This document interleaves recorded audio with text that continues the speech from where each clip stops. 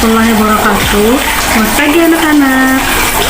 Apa kabarnya hari ini? Semoga kita semua dalam keadaan sehat walafiat ya. Baiklah, sebelum memulai pembelajaran, marilah kita sama-sama mengucapkan basmalah. Bismillahirrahmanirrahim.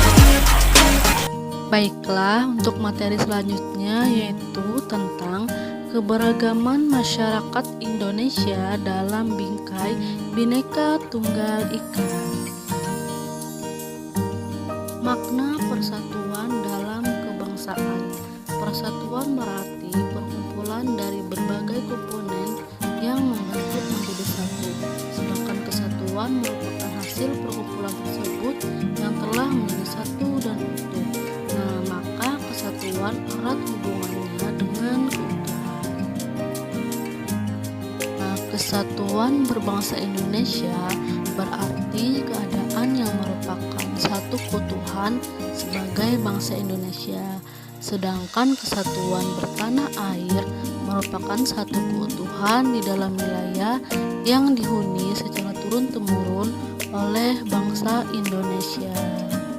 Nah, persatuan dan kesatuan bangsa Indonesia telah tumbuh dan terbentuk dalam nilai-nilai masyarakat Indonesia.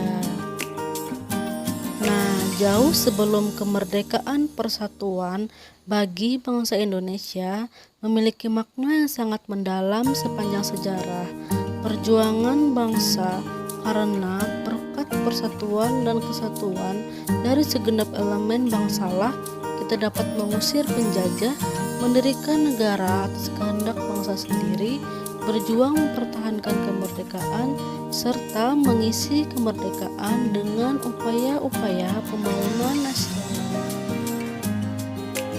Nah, walaupun kondisi masyarakat Indonesia beragam suku bangsa, agama, ras, budaya, dan adat istiadatnya, namun tetap merupakan keluarga besar bangsa Indonesia di bawah naungan semboyan Bhinneka Tunggal Ika. Nah, persatuan dalam keragaman masyarakat Indonesia memiliki arti yang sangat penting dan harus dipahami oleh setiap warga masyarakat agar dapat mewujudkan kehidupan yang serasi, selaras, dan seimbang, serta mempererat hubungan kekeluargaan antar warga masyarakat sehingga perbedaan yang ada tidak menjadi sumber masalah.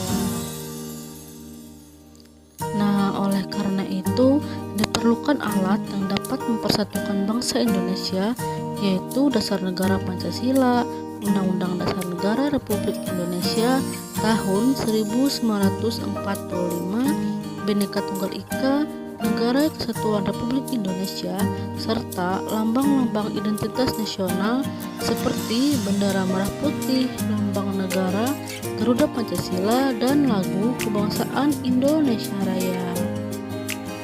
Nah, dalam mewujudkan persatuan dalam keragaman masyarakat Indonesia, kita harus mengembangkan sikap tidak memandang rendah suku atau budaya yang lain, tidak menganggap suku dan budayanya paling tinggi dan paling baik, menerima keragaman suku bangsa dan budaya sebagai kekayaan bangsa yang tak ternilai harganya, serta lebih mengutamakan negara daripada kepentingan daerah atau suku masing-masing.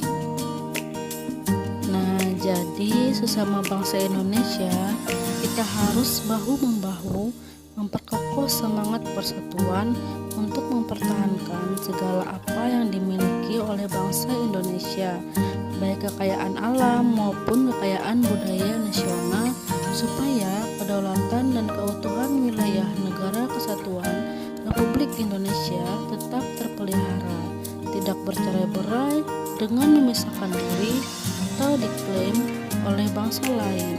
Nah, seperti pepatah mengatakan, bersatu kita teguh, bercerai kita runtuh. Nah, yang selanjutnya yaitu prinsip persatuan dalam keberagaman suku, agama, ras, dan antar golongan. Nah, untuk mewujudkan persatuan dalam keberagaman, masyarakat Indonesia perlu berpegang kepada prinsip-prinsip persatuan dan kesatuan. Nah, prinsip-prinsip itu diantaranya yang pertama prinsip Bhinneka Tunggal Ika. Nah, prinsip ini mengharuskan kita mengakui bahwa bangsa Indonesia merupakan bangsa yang memiliki keanekaragaman suku, bahasa, agama, dan adat kebiasaan. Nah, hal ini mewajibkan kita untuk bersatu sesuai dengan makna dari Bhinneka Tunggal Ika itu sendiri, yaitu walaupun berbeda-beda tetapi merupakan satu kesatuan. Baiklah, yang kedua yaitu prinsip nasionalisme Indonesia. Nah, nasionalisme merupakan paham yang mencintai tanah air, adanya kesiapsiagaan dari warga negara untuk membela tanah airnya. Nah, kita mencintai bangsa kita, namun bukan berarti mengagung-agungkan bangsa kita sendiri. Nasionalisme Indonesia tidak berarti bahwa kita merasa lebih unggul daripada bangsa lain. Kita tidak ingin memaksakan kehendak kepada bangsa lain, sebab pandangan semacam ini hanya mencelakakan kita. Selain tidak realistis, sikap seperti itu juga bertentangan dengan sila ketuhanan yang Maha Esa dan kemanusiaan yang adil dan beradab. Nah, yang ketiga yaitu prinsip kebebasan yang bertanggung jawab. Manusia Indonesia adalah makhluk ciptaan Tuhan yang Maha Esa yang memiliki kebebasan dan tanggung jawab tertentu terhadap dirinya, sesamanya, dan dalam hubungannya dengan Tuhan yang Maha Esa. Setiap warga negara memiliki kebebasan untuk melakukan sesuatu, tapi bukan kebebasan yang kebablasan, namun kebebasan yang akan dipertanggungjawabkan di hadapan Tuhan yang Maha Esa kepada sesama manusia serta kepada bangsa dan negara. Nah, yang keempat yaitu prinsip wawasan Nusantara.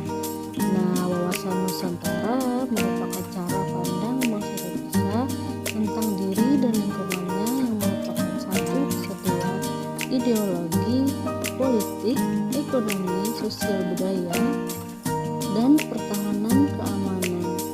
Dengan wawasan itu, kedudukan manusia Indonesia ditempatkan dalam kerangka kesatuan politik, sosial, budaya, ekonomi, serta pertahanan keamanan. Nah, manusia Indonesia merasa satu, senasib sepenanggungan, sebangsa dan setanah air, serta mempunyai satu tekad dalam mencapai cita-cita pembangunan nasional. Nah, yang kelima, prinsip persatuan pembangunan untuk mewujudkan cita-cita reformasi.